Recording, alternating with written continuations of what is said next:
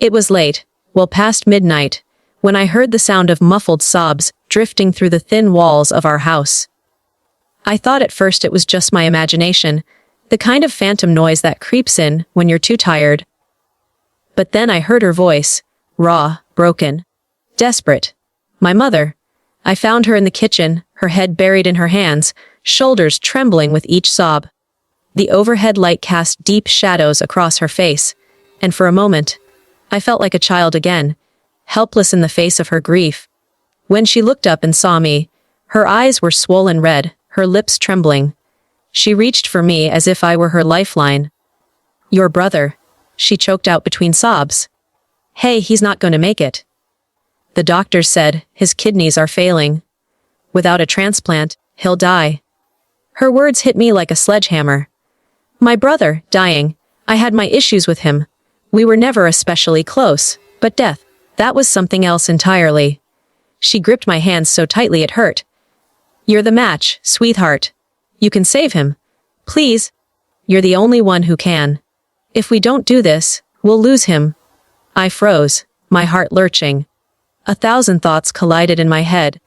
Fear of surgery, anger at fate, the sharp sting of guilt. How could I even think about myself when my brother's life was on the line? Her tears dripped onto my knuckles. "Please, don't let him die. You're strong. You can handle this. I can't lose him. I can't." That last part cut me deeper than anything. I can't lose him. Her desperation was so heavy, so overwhelming, that it drowned out my hesitation.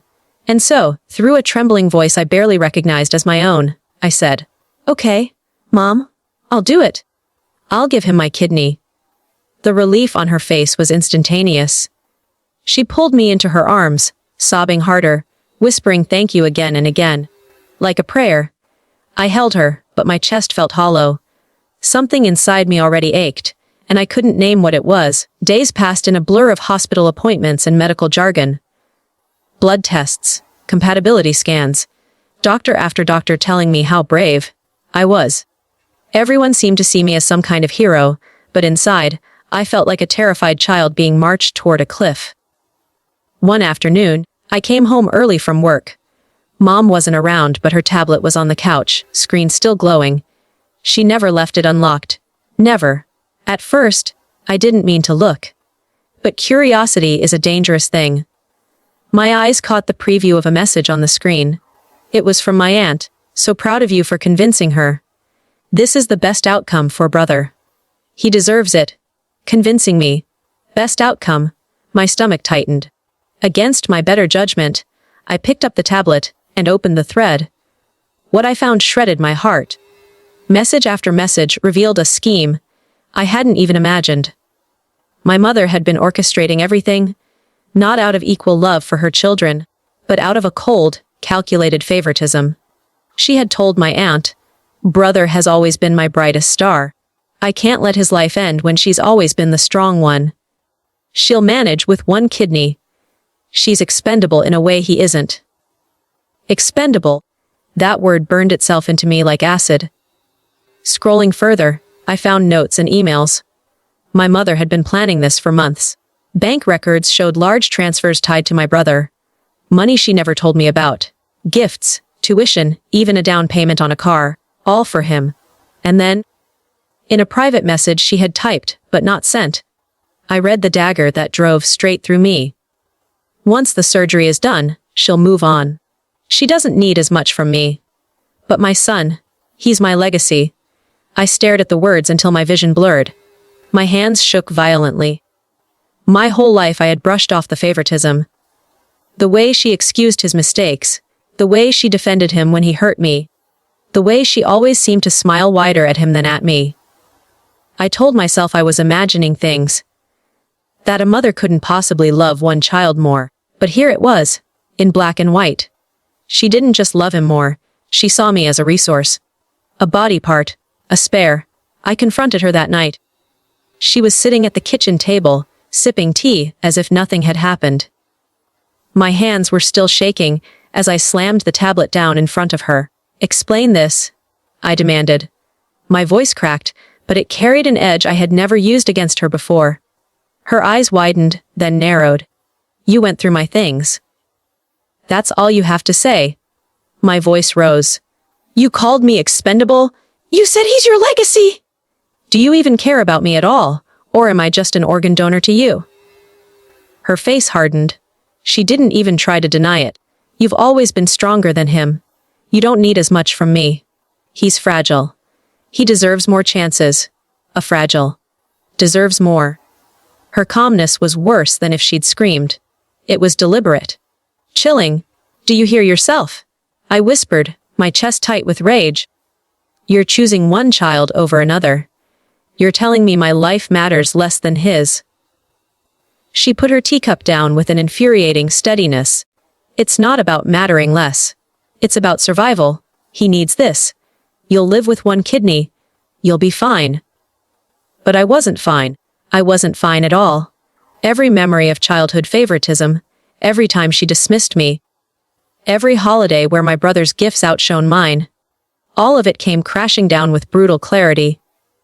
For the first time in my life, I saw my mother not as a protector, but as someone who had betrayed me in the deepest, most unforgivable way. I didn't scream. I didn't cry in front of her. I just nodded slowly and said, fine. But inside, something had shifted. I was done being her expendable child. So I played along. I went to every doctor's appointment. I nodded when she reminded me how much this meant. I even smiled when relatives praised my sacrifice. And all the while, I planned. The day of the final hospital consultation, when the surgeon gathered us in a small, sterile room, my mother beamed at me with pride that made me sick. That's when I spoke. Calm, cold.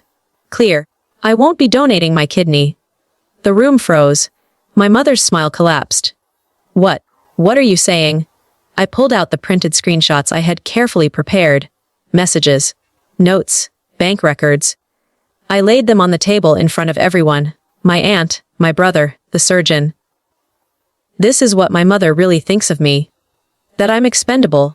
That he's her legacy. That I don't matter as much. She manipulated me into saying yes. Gasps filled the room. My brother's face went pale. He snatched up the papers, reading them with shaking hands. Mom, what is this?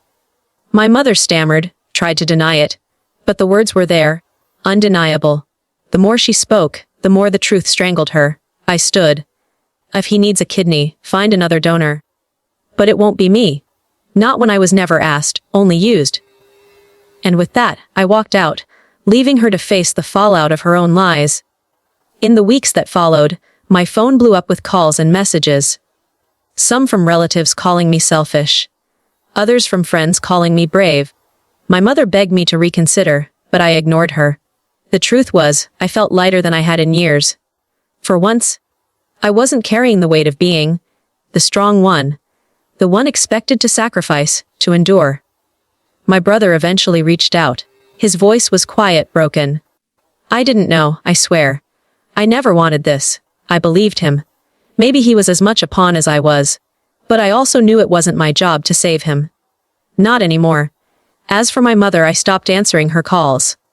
If she wanted forgiveness, she'd have to live with the guilt first. My revenge wasn't about hurting her. It was about setting myself free. For the first time in my life, I wasn't the expendable child. I was simply me, whole, worthy, and no one, least of all her, would ever take that away again.